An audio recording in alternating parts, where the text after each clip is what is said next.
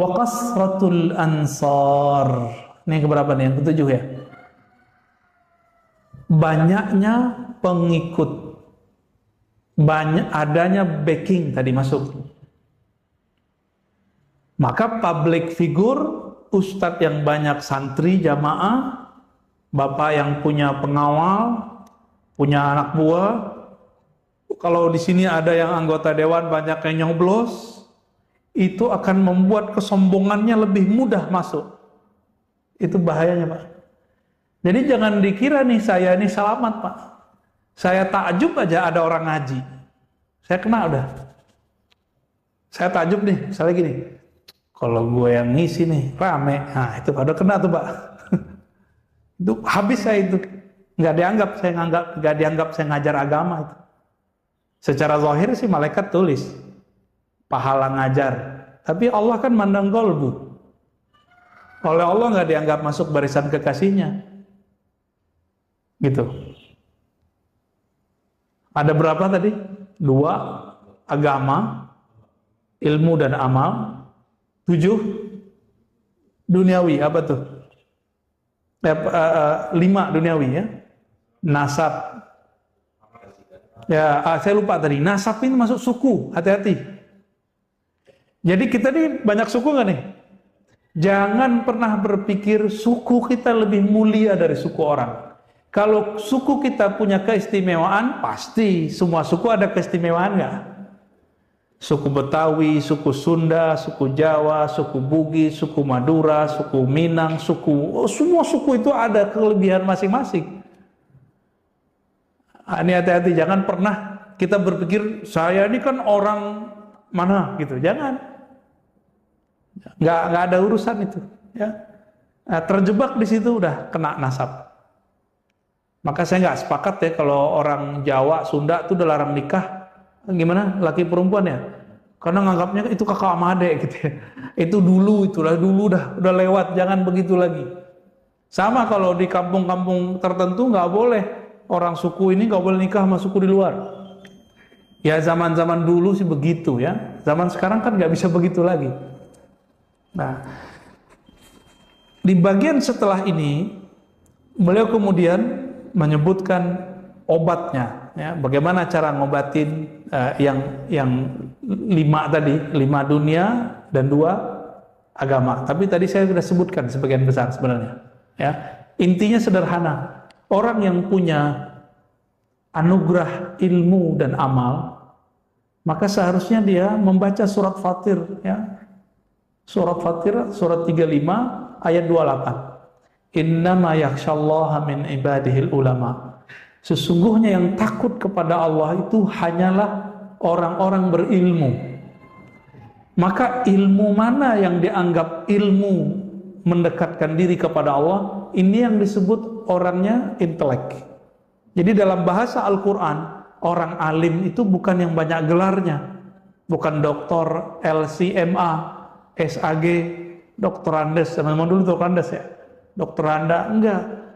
Orang yang kalau nambah ilmu, dia tambah mengenal Allah, tambah takut kepada Allah. Maka mereka lah yang disebut dengan ulama. Maka bapak ini, walaupun tidak kuliah di kuliah UIN, IAIN, enggak nyantri, itu bisa jadi ulama, batinnya. Bisa nggak jadi ulama? Bisa. Saya bisa nggak dicopot dari barisan ulama? Bisa, kalau saya merasa diri saya paling pinter. Saya merasa berilmu sedikit aja, Pak. Ini bahaya. Saya udah di ujung tanduk udah. Maka setiap kali selesai ngajar dan sebelum ngajar, saya itu minta ampun dan minta perlindungan dulu kepada Allah. Ya Allah, jangan sampai saya ngajar lalu ada perasaan merasa sesuatu. Makanya saya sebelum doa, sebelum ngajar, diam dulu nggak? Ya. Itu sebenarnya untuk mengkondisikan hati supaya tidak ada perasaan-perasaan itu. Sering muncul soalnya. Kalau saya ngaji agama, ya alhamdulillah kita belajar ilmu spiritual, itu sering terbersit. Saya yakin Bapak juga lebih parah juga tuh. Ya beda, mungkin beda sebabnya. Kalau saya sebabnya di ilmu, kalau Bapak mungkin sebabnya di kalau punya harta, pekerjaan, jabatan, nasab. Ya. Tapi yang sama kita semua nanti di bab bab amal. Nah, orang merasa dirinya beramal. Kita itu baru boleh berbangga dengan amal kalau yakin amalnya diterima. Siapa yang yakin amalnya diterima? Gak ada. Karena nggak ada berarti nggak bisa dibanggain, Pak. Ya. Nah, jadi pendek kata, beliau ingin mengajarkan kepada kita, jika kamu sudah mengetahui ada 7 diagnosa penyebab orang sombong, penyakit dalam kolbu bernama sombong, maka copotlah itu. Yang 2 dalam bab agama itu dibenerin. Anggap ilmu itu dari Allah. Anggap amal itu karena hadiah dari Allah. Kita kalau lagi ada orang azan kan kita baca hayya 'ala shalah, lalu kita baca apa? La haula wala quwwata illa billah. Ini kita juga sering ulang ya. Tiada daya dan upaya untuk sholat kecuali dengan izin Allah. Berarti saya bisa beramal karena Allah enggak? Bapak bisa bantu orang, bantu bikin masjid. Itu harta dari siapa? Allah. Mau bangga? Cuma dipinjemin doang kok. Lewat nama kita, terus kita ngasih. Nih kita kasih ilustrasi. Saya nitip ke Bapak duit 1 M. Pak, tolong nanti kasihin ke masjid. Waktu megang duit itu merasa punya kita nggak? Kalau kita merasa ini punya saya loh gitu. Sama kayak Bapak saya pinjamin mobil bagus, harga 3 M, dipinjem. Jalan ketemu temannya di kafe, bilang, "Woi, lu mobilnya bagus ya?" "Iya, nih mobil gue nih baru beli." Itu orang tahu diri nggak tuh? Nggak tahu diri. Maka orang sombong itu nggak tahu diri. Dia dititipin, terus merasa dirinya berhak, nggak tahu diri. Ya, itulah hakikatnya iblis. Iblis itu boleh diartikan ablasa iblis itu yang nggak tahu diri. Ya, kesel banget tuh iblis kita kata-katain gitu ya. Nauzubillah min dzalik. Nah, maka iblis ketika meminta kepada Allah, "Ya Rabb, izinkan aku panjang umur di bumi, dan dengan kemuliaanmu aku akan sesatkan mereka." Dengan apa yang menyesatkan? Jurus pertamanya adalah bab kibir, sombong. Karena Syekhul Mutakabbirin, gurunya orang sombong itu adalah iblis. Ya, jadi siapa yang sombong nanti dia bukan di belakang barisan Nabi, belakang barisan iblis. Nauzubillah min dzalik.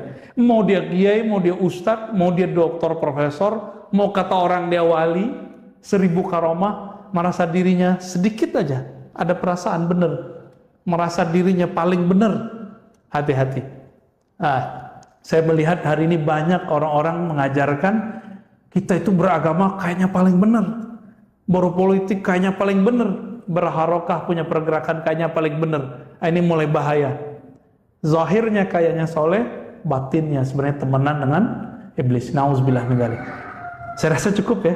Ya, udah ketahuan diagnosanya, tinggal dibersihin, tinggal diapalin. Tadi ilmu, amal. Kalau duniawi, nasab, paras, kekuatan, harta, kasratul ansar, banyak follower, banyak teman, banyak backing. Nauzubillah min dzalik ya. Fadhal Pak, silakan. Udah kenyang kan ya?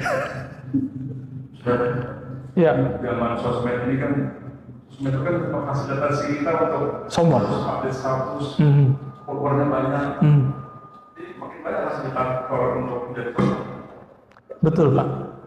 Jadi sekarang itu gampang jadi wali setan, gampang jadi waliullah. Jadi ini tips nih, kalau mau posting, baca auzubillah dulu ya. Auzubillah minasyaitonirrajim, baru posting Pak. Niatkan, ya Allah aku niat bukan karena apa-apa, tapi karena ingin tahaddus bin ni'mah misalnya, sharing tentang nikmat Engkau, atau ingin berbagi kebaikan, atau ingin nge-save hikmah yang Engkau turunkan supaya saya nggak lupa nih gitu. Jadi harus disugestikan ke dalam diri berkali-kali. Kalau enggak udah di private aja Pak IG-nya. Ya, ditutup dulu gitu. Nanti kalau udah beres lagi buka lagi begitu. Jadi emang sekarang zamannya zaman mengundang untuk arah sana kuat. Maka coba lihat public figure tertentu, artis tertentu, ketika dia menyinggung satu kelompok ketakutan, maka dia undanglah ustadz ini, ustadz itu supaya memperbaiki namanya. Ya nggak bisa. Nah, kalau sudah begini gawat Pak. Apa gawatnya? Nanti dia akan mengikuti selera followernya, selera pasar. Nah, ini gawatnya orang-orang yang kiber itu. Maka orang-orang sombong itu sebenarnya bukanlah orang kuat, tapi dia orang lemah. Karena dia harus mengikuti selera pasar. Pengikutnya mau lagi trending ini nih. Dia tidak bisa membuat trending baru. Tapi dia bisanya ngikutin trending. Nah, Nabi Muhammad itu kan buat trending baru, Pak. Orang nyembah berhala belum ngajarin gak nyembah berhala. Ya. Orang ngajarin kalau ketemu tuh ya kalau minum bukan minum kopi, minum tua. Nah, belum ngajarin enggak begitu. Jadi beda di zaman Nabi. Maka Nabi mengatakan sebaik-baik rumah adalah rumah yang terasa luas. Bukan berarti rumah kita harus gede, tapi rumah kita terasa luas. Kita nyaman di rumah. Maka sebaik-baik sosmed yang tidak terlalu sering kita pasang status lah. Ya. Biar nggak terlalu merasa besar kepala ketika banyak follower. Ini ceknya satu aja Pak. Sedih, sakit hati, terpuruk nggak kalau ada orang unlike? Girang, melayang nggak kalau ada orang like?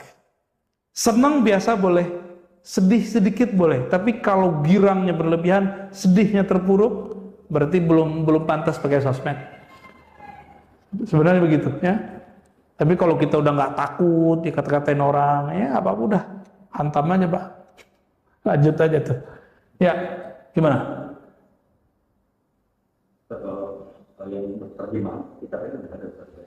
Sepertinya ini ada terjemahannya. Ya, ini kan Mau'izatul Mu'minin, Mukhtasar Syekh Al-Qasimi namanya.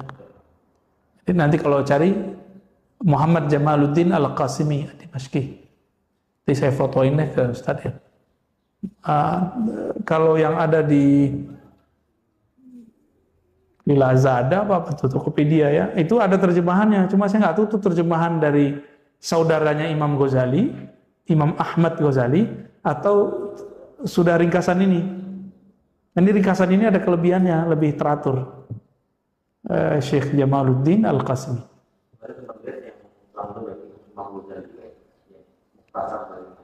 Ya itu diragukan karena Imam Ghazali nggak buat ringkasan, mungkin itu ringkasan yang Ghazali yang lain gitu.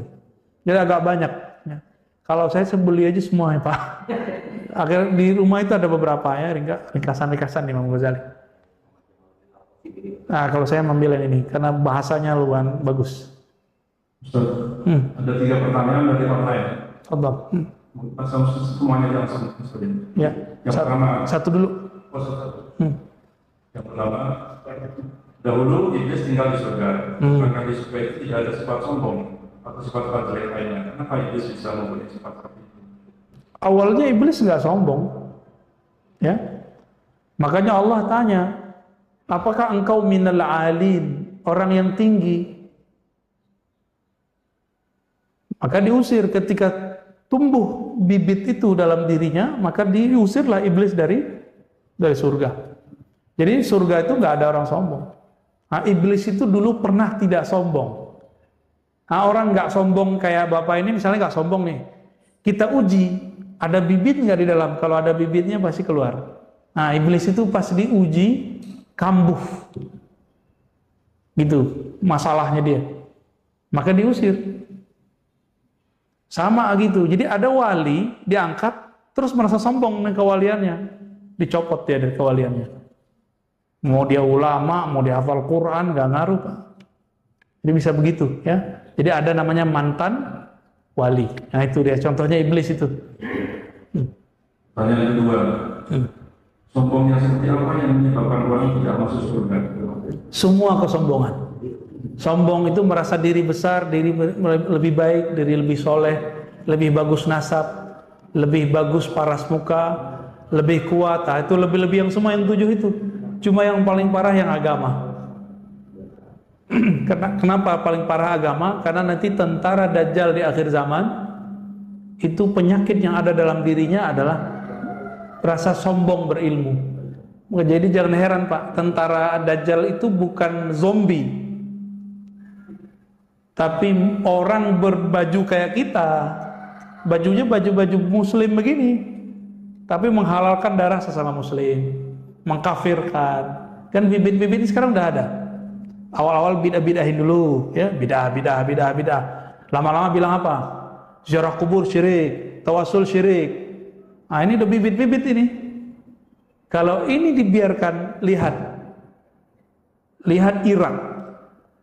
Irak udah hancur Pak sekarang. ISIS itu bibitnya tadi. Maka jangan pernah kasih ruang ajaran-ajaran ekstrem ini masuk ke masjid-masjid kita, ke madrasah-madrasah kita.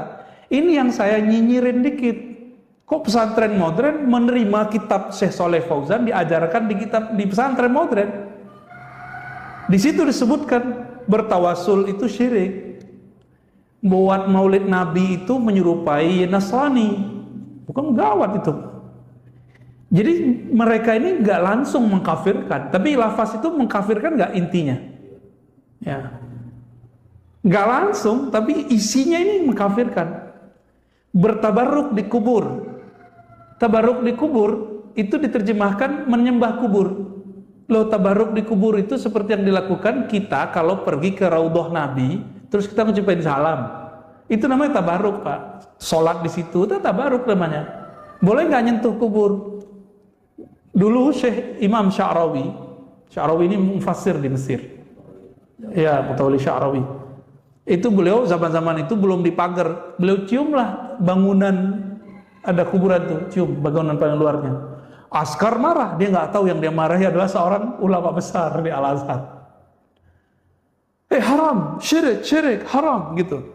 Arabi, Arab, lu nggak ngerti ini haram, ini syirik. Orang ini teriak, langsung diambil jidatnya dicium sama Syekh Mutawalli, langsung dikaget-kaget. Ini syirik nggak kira-kira begitu kalau bahasa beliau? Enggak, bingung dia. Berarti mencium tempat sesuatu, mencari berkahnya atau mendapatkan apa, itu bukan syirik. Mereka menganggap itu syirik Pak. Salah paham mulu. Kita bilang tabaruk ngambil berkah, dianggap menyembah kubur. Nggak nyambung. Apalagi nanti ada nih rambut-rambut Nabi. Ini sekarang udah banyak nyebar Pak. Ini udah mulai tanda. Mereka nggak percaya itu. Dan yang paling sedih, mereka nggak percaya ada zuriat Nabi, keturunan Nabi. Bahaya nggak? Imam Mahdi yang hadisnya sahih, itu keturunan Nabi bukan? Nah, mereka nggak percaya Pak, ada keturunan Nabi. Maka saya mengimbau teman-teman yang terjebak kepada kesalahan, kekeliruan ini, ayo dikaji kembali. Mau jadi tentara Dajjal ntar, atau tentara Imam Mahdi gitu. Ya kita kan nggak tahu kita ada umurnya panjang apa enggak. Kalau umur kita panjang, semoga kita di barisan yang benar gitu. Jangan pastikan juga kita benar, belum tentu. Kira-kira gitu Pak ya. Kemudian, apakah boleh menyombongi orang yang sombong? Nah, itu hadisnya palsu itu. Kabiru al-mutakabbir. Ada hadis itu. Itu saya baca ada di Mukhtarul Ahadis. Diajarkan di beberapa pesantren lama. Cuma beberapa pesantren itu sudah merevisi, nggak pakai kitab itu. Kabiru al-mutakabbir. Bersikap sombonglah terhadap orang sombong. Itu bukan berarti nyuruh kita naruh kesombongan di hati. Jadi kalau mau dipakai itu lafaz riwayat, mau dianggap nih, ayo kita pakai boleh. Tapi dengan syarat, bukan sombong. Kalimat ini kan kabara yukabiru. Itu beda dengan kibir. Kabaro itu pura-pura sombong. Nah itu beda Pak. Pura-pura sombong lah, ya kerjain orang sombong gitu. Boleh nggak ngerjain orang sombong? Boleh Pak. Kerjain madalil kalau dia masalah agama.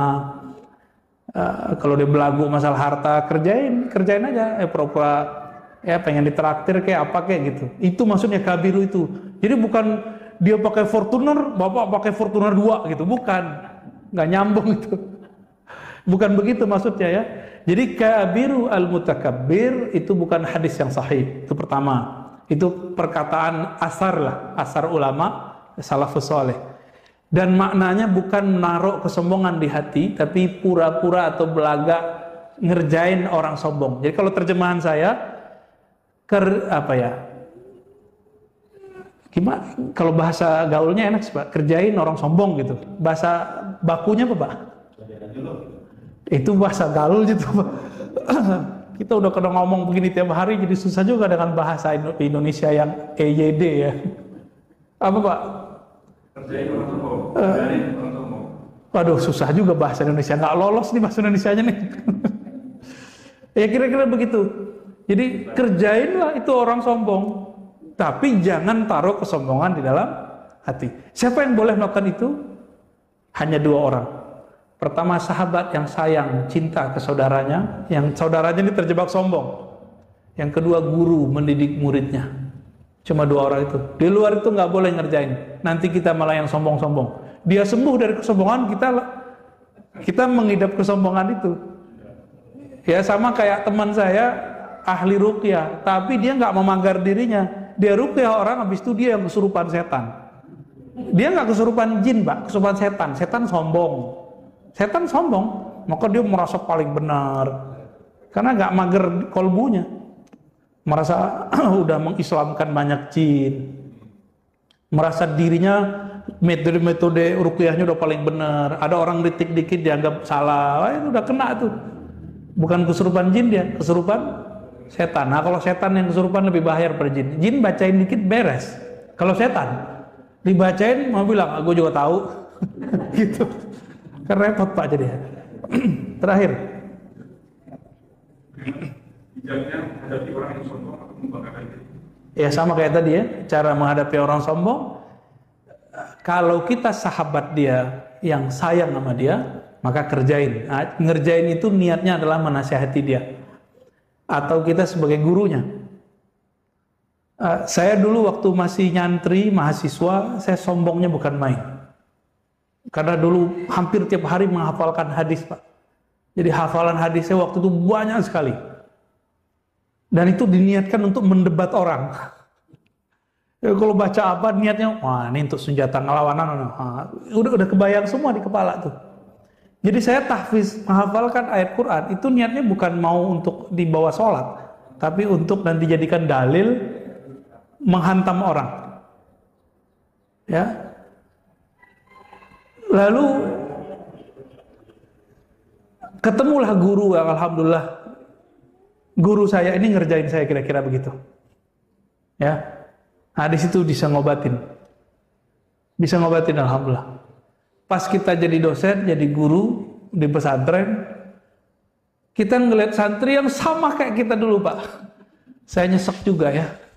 Berarti kiai saya dulu nyesek Pak ngeliat saya itu. Ya minta ampun kepada Allah, saya berdoa, ya Allah, tolong jangan biarkan dia seperti itu, tolong tegur dia dengan cara yang baik. Bener nggak nyampe setahun dia berubah. Nah, berarti kan Allah yang merubah, bukan kita. Kita cuma asbab aja. Semoga kajian di pagi ini bisa membantu kita mendiagnosa kalau ada penyakit itu dalam diri kita, segera diperbaiki, segera tobat, tobatnya tobat batin, ta'awusnya ta'awus batin. Semoga Allah menjaga keturunan kita, guru-guru kita, sahabat-sahabat kita dari penyakit ini. Amin ya rabbal alamin.